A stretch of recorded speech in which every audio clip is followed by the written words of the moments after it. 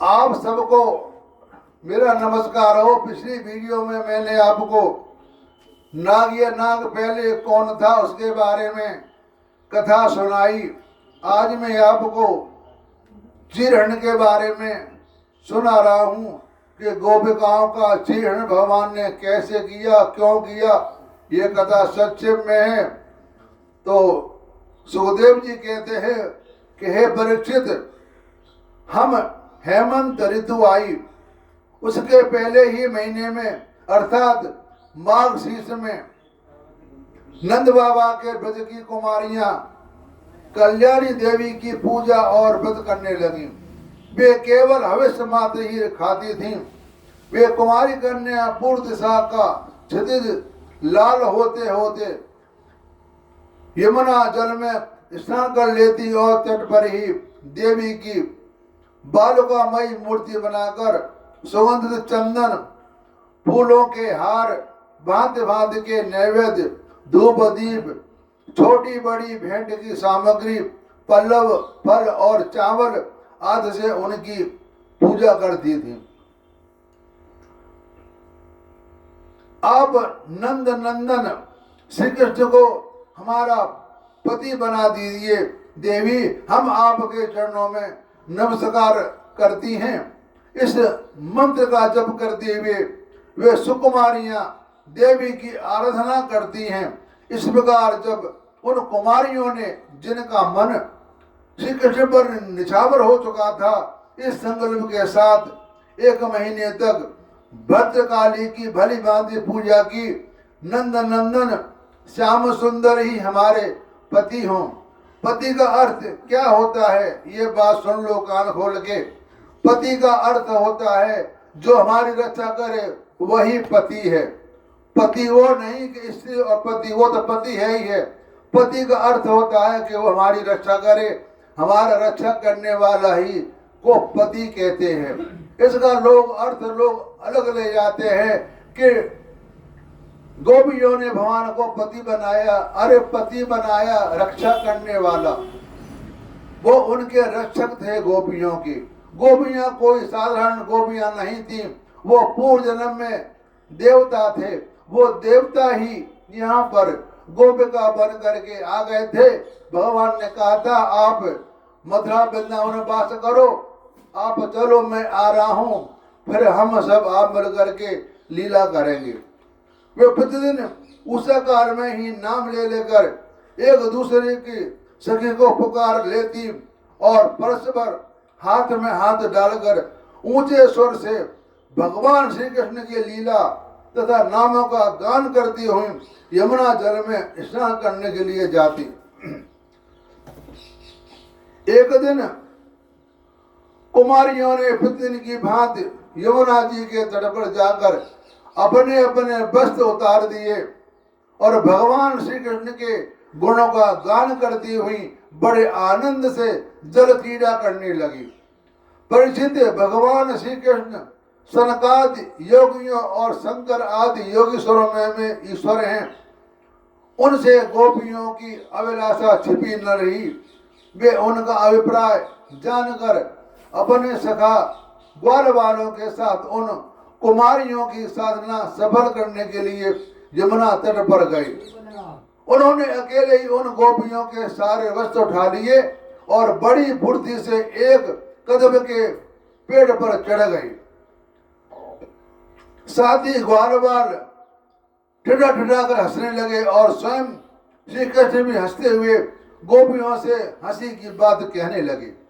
अरे कुमारियों, तुम ये यहाँ आकर इच्छा हो तो अपने अपने वस्त्र ले जाओ। मैं तुम लोगों से सच सच कहता हूँ, हंसी बिल्कुल नहीं करता। तुम लोग व्रत करते करते दुबली हो गई हो। मेरे ये सखा ग्वाल वाल जानते हैं कि मैंने कभी कोई झूठी बात नहीं कही। सुंदरियों, तुम्हारी इच्छा हो तो अलग अलग आकर अपने अपने वस्त्र ले लो, या सब एक साथ ही आओ, मुझे इसमें कोई आपत्ति नहीं है। तो भगवान की हंसी मस्खरी देखकर गोपियों का हृदय प्रेम से सारा बोर हो गया। वे तनिक सकुचाकर एक दूसरे की ओर देखने और मुस्कुराने लगी। जल से बाहर नहीं निकली।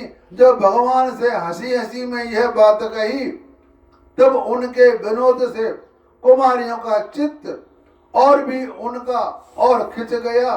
वे ठंडे पानी में कंठ तक डूबी हुई थी और उनका शरीर थर थर कांप रहा था।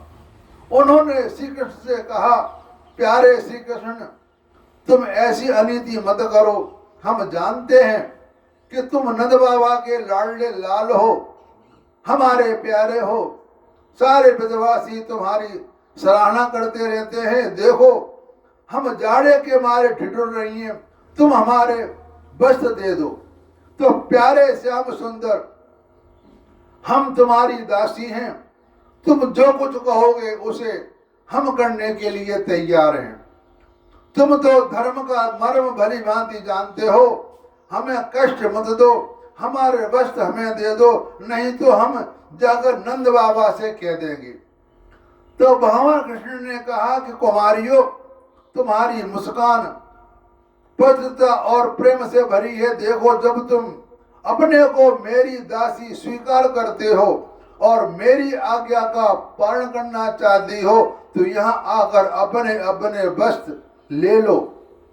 परीक्षित, वे कुमारियां ठंड से ठिठुर रही थी, कांप रही थी। भगवान की ऐसी बात सुनकर वे अपने दोनों हाथों से गुप्त अंगों को छिपाकर यमुना जी से बाहर निकली। उस समय उन्हें ठंड बहुत सता रही थी। उनके इस शुद्ध भाव से भगवान बहुत ही प्रसन्न हुए।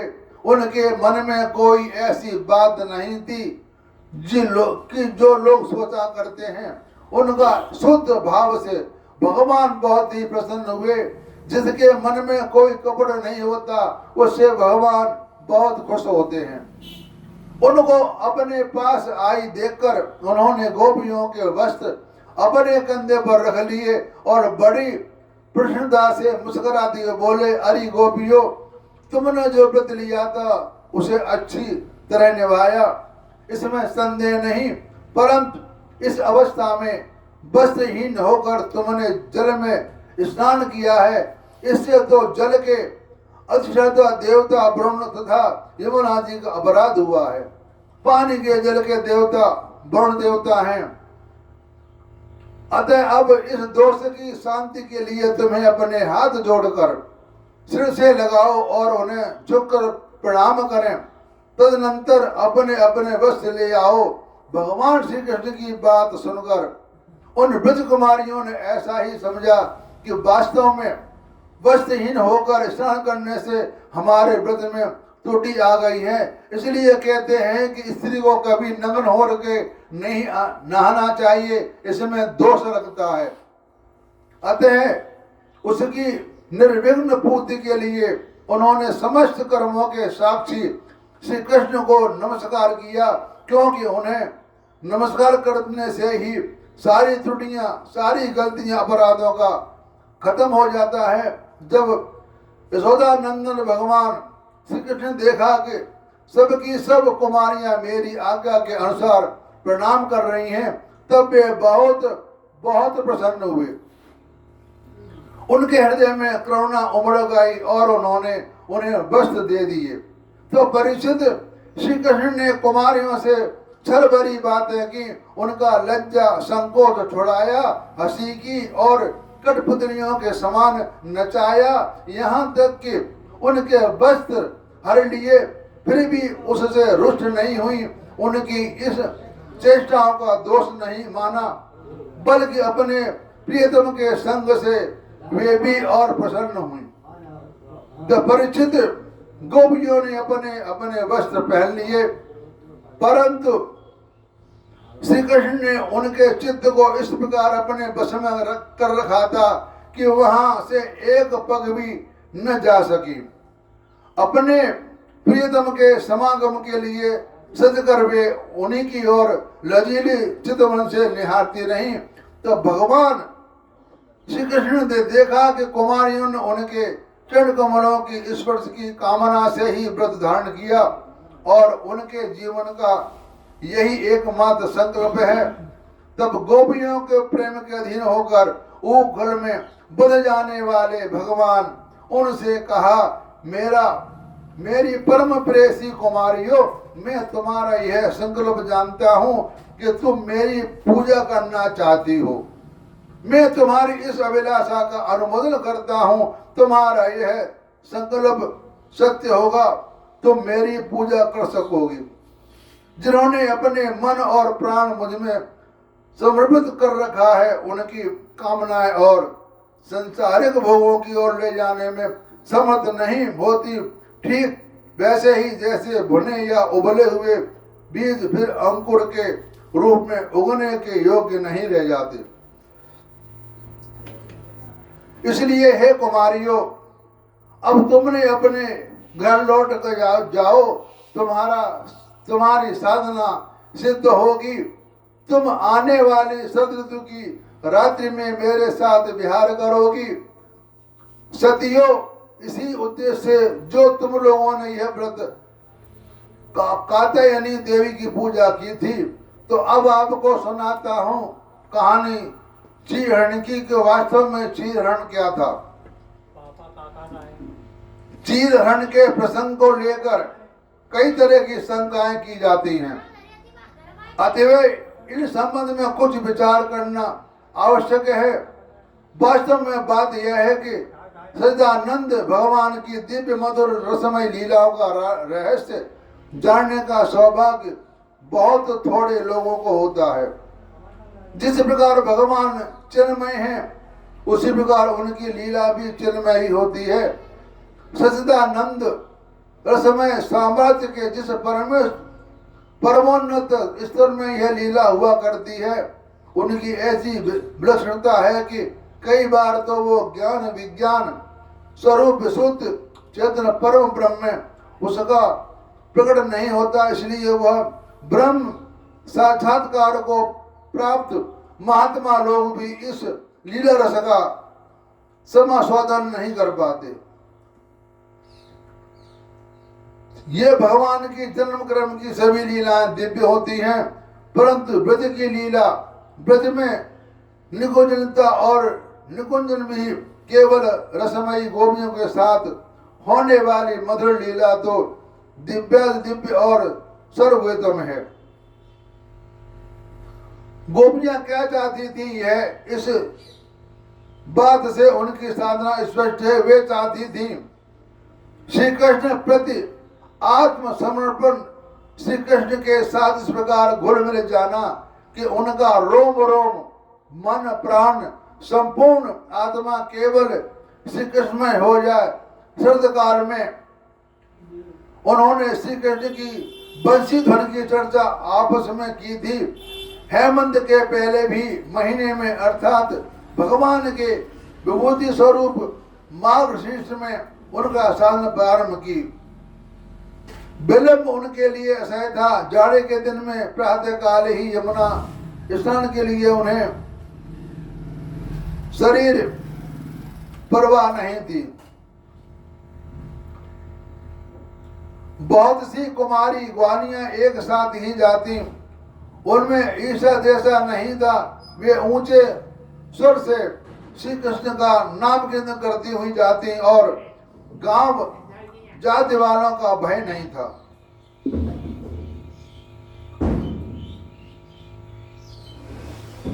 ऐसी स्थिति में अंतरात्मा पूर्ण समर्पण तब होता है जब भगवान स्वयं आकर वह संकल्प स्वीकार करते हैं और संकल्प करने वाले को भी स्वीकार करते हैं। यही आकर समर्पण पूर्ण होता है। यानी कहने का मतलब है कि हम जब भगवान को अपने आप के शरीर को समर्पण करते हैं तो भगवान को जब स्वीकार होता है तभी हमारा समर्पण होता है। इधर भगवान को स्वीकार हो और हम अपने को उनमें समर्पण करते हैं तभी समर्पण पूर्ण होता है। यानी दोनों तरफ से बात एक होनी चाहिए। तो भगवान श्री कृष्ण तो लीला पुरुषोत्तम है, फिर भी जब हम अपनी लीला प्रकट करते हैं तब मर्यादा का उल्लंघन नहीं करते, स्थापना ही करते हैं। विधि का अतिक्रमण करके कोई साधन में मार्ग में अग्रसर नहीं हो सकता। श्री कृष्ण चराचर प्रकृति के एकमात्र अधीश्वर हैं, समस्त क्रियाओं के कर्ता भोक्ता और साक्षी भी वही हैं। ऐसा एक व्यक्त था, अव्यक्त पदार्थ नहीं जो बिना किसी के पर्दे के उनके सामने न हो। वही सर्वव्यापक अंतर्यामी है, गोपों के और निखिल विश्व के वही आत्मा है। गोपियों की इस दिव्य लीला का जीवन उच्च श्रेणी के साधनों के लिए आदर्श जीवन है। श्री कृष्ण जीव के एकमात्र प्रातव्य साक्षात परमात्मा है। हमारी बुद्धि, हमारी दृष्टि देह तक ही सीमित है, इसलिए हम श्री कृष्ण और गोपियों के प्रेम को केवल दैहिक तथा काम नक्तूली समझे बैठते हैं। हमारे अंदर जो शरीर है, कहते हैं कि हम शरीर और बुद्धि से काम लेते हैं, से शरीर को ही मान करके सारी बात कहते हैं, दैहिक और कामना तुल्य समझ बैठते हैं। हम उस बात को नहीं समझ पाते क्योंकि हमारी बुद्धि इतनी आगे नहीं जा सकती। भगवान की कृपा से ही बुद्धि हमारी आगे काम करेगी, बल्कि हमारी बहुत सी बुद्धियां उल्टी ही काम करती हैं। तो श्री कृष्ण गोपियों के वस्त्रों के रूप में उनके समस्त संस्कारों के आवरण अपने हाथ में लेकर पास ही कदम के बच्चे पर चढ़कर बैठ गए। गोपियां जल में थीं, वे जल में सर्वव्यापक सर्वदर्शी भगवान श्री कृष्ण मानो अपने को गुप्त समझ रही थी। वे मानो इस तत्व को भूल गई थी कि श्री कृष्ण जल में ही नहीं, स्वयं जल स्वरूप भी वही है। गोपियां जानती थी कि जल भी भगवान ही है। उनके पुराने संस्कार श्री कृष्ण के सन्मुख जाने में बाधक हो रहे। वे श्री कृष्ण के लिए सब कुछ भूल गई, परंतु अब तक अपने को नहीं भूली।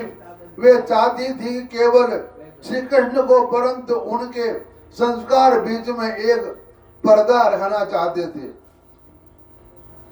प्रेमी और प्रेम और प्रियतम के बीच में एक पुष्प की पर्दा नहीं रखना चाहता। प्रेम की प्रकृति सर्वथा व्यवधान रहित अबाध और अनंत मिलन है। जहां तक अपना सर्वस्व, इसका विस्तार जहां चाहे जितना हो, प्रेम की ज्वाला में भस्म नहीं कर दिया जाता, वहां तक प्रेम और समर्पण दोनों ही अपूर्ण रहते हैं। इस अपूर्णता को दूर करते हुए शुद्ध भाव से प्रसन्न हुए। श्री कृष्ण ने कहा कि मुझसे अनन्य प्रेम करने वाली गोपियों, केवल एक बार अपने सर्वस्व को और अपने को भूलकर मेरे पास आओ तो सही। तुम्हारे हृदय जो अव्यक्त त्याग है उसे एक क्षण के लिए भी व्यक्त तो करो। क्या तुम मेरे लिए इतना भी नहीं कर सकती? गोपियों ने कहा, श्री कृष्ण हम अपने को कैसे भूलें? हमारी जन्म की धारणाएं भूलने दें, तब न हम संसार के अगाध जल में अखंड मग्न हैं। जाड़े की कष्ट भी है, हम आना चाहने पर भी नहीं आ पाती। श्याम सुंदर प्राणों के प्राण, हमारा हृदय तुम्हारे सामने उन्मुक्त है। हम तुम्हारी दासी हैं, तुम्हारी आज्ञाओं का पालन करेंगे, परंतु निरावरण करके अपने सामने मत बुलाओ। श्री कृष्ण के चरणों के पास मूक भाव से खड़ी हो गई। उनका मुख लज्जावान था। श्री कृष्ण के पूर्व अभिमुख रूप में प्रतिबंध हो रहा था। श्री कृष्ण मुस्कुराए, उन्होंने इशारे से कहा, इतने बड़े त्याग में यह संकोच कलंक है। इतना बड़ा जो तुम त्याग कर रही हो, इसमें सोचना ये भी ठीक नहीं है। तुम दोनों हाथ अपने आप जुड़ गए और सूर्य मंडल में विराजमान अपने प्रियतम श्री कृष्ण से ही उन्होंने प्रेम की भिक्षा मांगी। गोपियों के इस सर्वस्व त्याग ने, इस पूर्ण समर्पण ने हमें उच्चतम आत्मविभूति में उन्हें भगवान श्री कृष्ण के प्रेम से भर दिया। जब प्रेमी भक्त आत्म विस्मृत हो जाता है, तब उसका दायित्व प्रियतम भगवान पर होता है। अब मर्यादा रक्षा के लिए गोपियों को तो वस्तु की आवश्यकता नहीं थी। उन्होंने जिस वस्तु की आवश्यकता थी वह मिल चुकी थी, परंतु श्री कृष्ण अपने प्रेमी को मर्यादाच्युत नहीं होने देते। वह स्वयं वस्तु देते हैं और अपनी अमृतमयी वाणी के द्वारा उन्हें विस्मृति के जगाकर फिर जगत में लाते हैं। श्री कृष्ण ने कहा, गोपियों तुम सती साध्वी हो, तुम्हारा प्रेम, तुम्हारी साधना मुझसे छिपी नहीं। तुम्हारा संकल्प सत्य होगा, तुम्हारा यह संकल्प है, तुम्हारी यह कामना तुम्हें उस पद पर स्थित करती है जो नित्य संगत और निष्कामता का है। तुम्हारा उद्देश्य पूर्ण, तुम्हारा समर्पण पूर्ण करो और आने वाली शारदीय रात्रि में हमारा रमण पूर्ण होगा। भगवान से साधना सफल होने की अवधि निर्धारित कर दी। इससे भी स्पष्ट है कि भगवान श्री कृष्ण किसी भी काम विकार की कल्पना नहीं थी। कामी पुरुष का चित्त वस्त्रहीन स्त्रियों को देखकर एक क्षण के लिए भी कब बस में रह सकता है। एक बात बड़ी विलक्षण है कि भगवान के सन्मुख जाने से पहले वस्त्र समर्पण की पूर्णता में बाधक हो रहे थे, विषय का काम कर रहे थे। यह भगवान की कृपा, प्रेम, सानिध्य और वरदान प्राप्त होने के बाद प्रसाद स्वरूप हो गए। इसका कारण यह है कि भगवान का संबंध, भगवान अपने हाथ से उन वस्त्रों को उठाया और फिर उन्हें उत्तम अंग कंधे पर रख करके लिया था। हृदय और बुद्धि के सर्वथा विपरीत होने से यदि थोड़ी देर के लिए मान लें कि श्री कृष्ण भगवान नहीं थे, यह उनकी लीला मानव थी, तो भी तर्क और युक्ति के सामने एक कोई बात नहीं टिक पाती। श्री कृष्ण के चरित्र में लांछन हो, श्रीमद् भागवत का पारायण करने वाले जानते हैं कि ब्रज में श्री कृष्ण केवल 11 वर्ष की अवस्था तक ही निवास किया। यानी भगवान ने ब्रज में 11 साल तक ही उन्होंने निवास किया। इसके बाद वो द्वारका में चले गए थे। तो यह रासलीला का समय 10वां वर्ष माने। जब रासलीला भगवान ने की थी तब उनकी उम्र 10 साल की थी। 10 साल उस समय बहुत छोटा रूप होता है, क्योंकि उस समय उम्र 1000 वर्ष की होती थी। द्वापर में उस समय भगवान 10 वर्ष के थे। तो 10 वर्ष का एक नन्हा बालक था, वो तो एक कपड़े भी नहीं पहनता होगा। हमारे आपके सामने 5-6 वर्ष के बालक नंगे घूमा करते थे। इस बात को आज 5000 से ऊपर ज्यादा हो गए हैं। उस समय वो भगवान 10 साल के थे। तो 10 साल के भगवान क्या शारीरिक संबंध बनाएगा, ये जरा ध्यान से सुन लो आप। ये हम आपकी बात बना ली है कि उनके शारीरिक संबंध थे, ये सर्वथा गलत है। उस समय भगवान 10 साल के थे। गोपी गोपिका की उम्र बहुत ज्यादा थी। ये एक देवलोक की गोपियां थी, उनका संबंध पहले से ही था, कोई नया संबंध नहीं था। तो 9वें वर्ष में श्रीहरण की लीला हुई थी। जब ये 9 वर्ष के थे तब यह वस्त्र की श्रीहरण की लीला हुई थी। इस बात की कल्पना भी नहीं जान सकते कि 8-9 वर्ष के बालक में कामोत्तेजना हो सकती है। गांव गवारे ने जहां वर्तमान काल की नागरिक मनोवृत्ति नहीं पहुंच पाई, एक 8-9 वर्ष के बालक से अवैध संबंध करना चाहे और उसके लिए साधना करे, यह कदापि संभव नहीं दिखता। उन कुमारियों गोपियों के मन में कलुषित वृत्ति थी। यह वर्तमान कलुषित मनोवृत्ति की उल्लंघना है। आजकल जैसे गांव की छोटी छोटी लड़कियां राम सा वर, लक्ष्मण सा देवर पाने के लिए देवी देवताओं का पूजा करती हैं, वैसे ही उन कुमारियों ने भी परम सुंदर परम मधुर श्री कृष्ण के पाने के लिए देवी पूजन और व्रत किए थे। इसमें दोषों की तो बात ही की। आजकल बात निराली है। भोग प्रधान देश में तो नगर समुदाय और नगर बन के क्लब भी बने हुए हैं। आगे जो कुछ हो रहा है वो जितना हो जाए उतना ठीक है।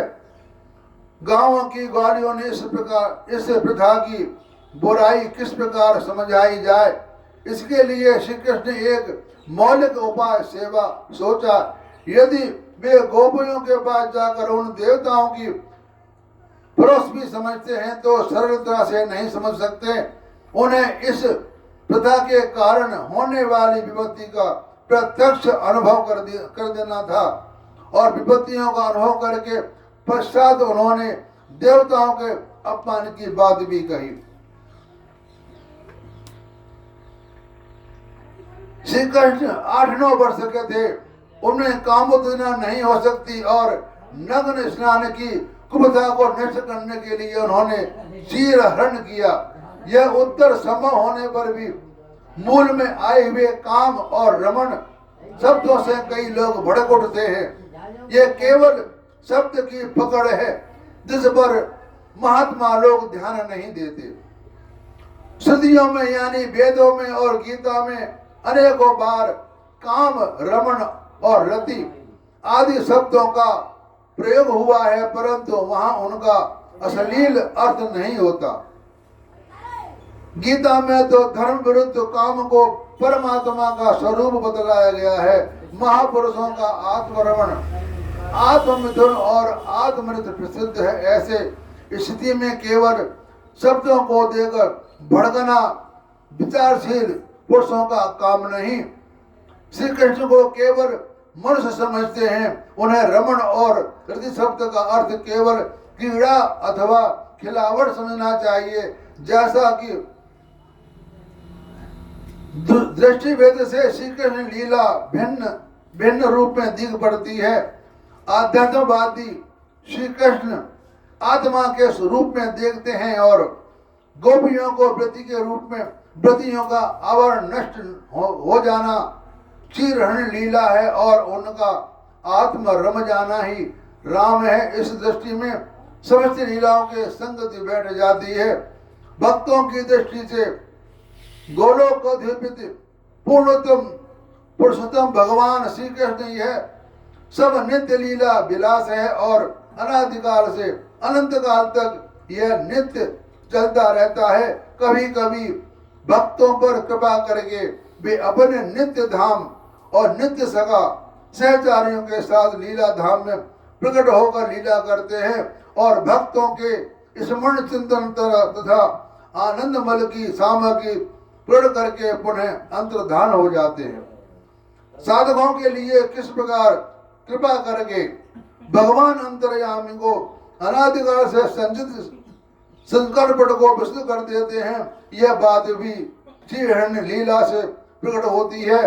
भगवान की लीला रहस्यमयी है, उसका तत्व केवल भगवान हो जानते हैं और उनकी कृपा से उनकी लीला में प्रविष्ट भयकर भगवान भक्त कुछ कुछ जानते हैं। जब भगवान जब रास लीला करते हैं उस समय भगवान की उम्र 5 वर्ष की थी।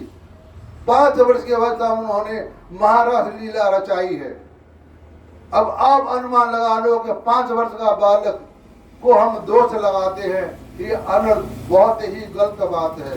तो सुखदेव जी कहते हैं कि परीक्षित भगवान की ये आज्ञा पाकर वे कुमारियां भगवान श्री कृष्ण के चरण कमलों का ध्यान करती हुई जाने की इच्छा न होने पर भी बड़े कष्ट में ब्रज में गईं। अब उनकी सारी कामना पूर्ण हो चुकी थी। एक दिन भगवान श्री कृष्ण बलराम जी और ग्वाल वालों के साथ गौ में चराते हुए वृंदावन से बहुत दूर निकल गए। गर्मी की ऋतु थी, सूर्य की किरणें बहुत ही प्रखर हो रही थी, बहुत तेज थी, धूप तेज थी, परंतु घने घने वृक्ष भगवान श्री कृष्ण के ऊपर छत्ते का काम कर रहे थे। भगवान श्री कृष्ण ने वृक्षों को छाया करते देख स्तोत्र कृष्ण, अंश, सीधामा, सुबल, अर्जुन, विशाल, ऋषभ, तेजस्वी, देवप्रस्थ और बरुथप आदि ग्वाल वालों को संबोधन करके कहा कि मेरे प्यारे मित्रों, देखो ये वृक्ष कितने भाग्यवान हैं। इनका सारा जीवन केवल दूसरों की भलाई करने के लिए है।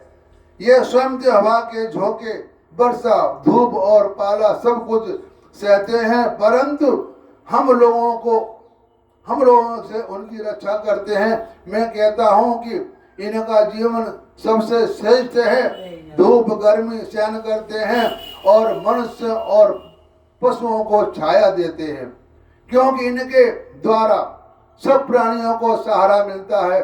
उनका जीवन निर्वाह होता है।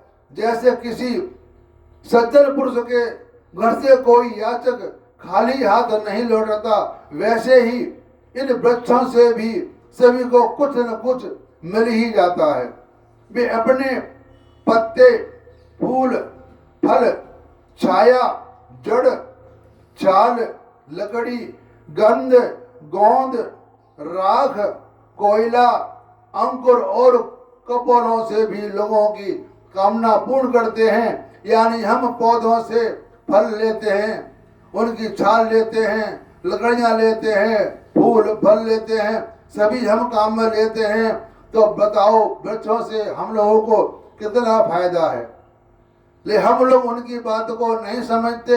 यह वृक्ष भी एक जीव है, जैसे हम जीव हैं ऐसे ही वृक्ष के अंदर भी जीव है। हम और उनमें कोई फर्क नहीं, सिर्फ कर्मों के अनुसार उनको जन्म वृक्षों और पौधों का मिल जाता है। परंतु उनके जीवन की सफलता इतने में ही है कि जहां तक हो सके अपने धन से, विवेक विचार से, वाणी से और प्राण से भी ऐसे ही कर्म किए जाएं जिनसे दूसरों की भलाई हो। परिचित दोनों ओर के वृक्ष नई नई कोपलें, गुच्छे, फल, फूल और पत्तों से लद रहे थे। उनकी डालियां पृथ्वी तक झुकी हुई थी। इस प्रकार भाषण करते हुए भगवान श्री कृष्ण उन्हीं की बीच से यमुना तट पर निकल आए और यमुना जी का जल बड़ा ही मधुर, शीतल और स्वच्छ था। उन लोगों ने पहले गौओं को पिलाया और इसके बाद स्वयं भी भरकर स्वाद जल का पान किया। जिस समय वो यमुना जी के तट पर हरे भरे उपवन में बड़ी स्वतंत्रता से अपनी गौ में चरा रहे थे, उसी समय कुछ भूखे ग्वालों ने भगवान श्री कृष्ण और बलराम जी के पास आकर यह कहा, यह मैंने आपको कथा चीढ़न की सुना दी कि चीढ़न क्या था। अब मैं अपने वाणी को विश्राम देता हूँ। इससे आगे की कथा गोवर्धन महाराज की बताई जाएगी। ये आगे वीडियो में देखना। अब ये मैं यहीं पूर्ण करता हूँ। हरिओम तत्सत।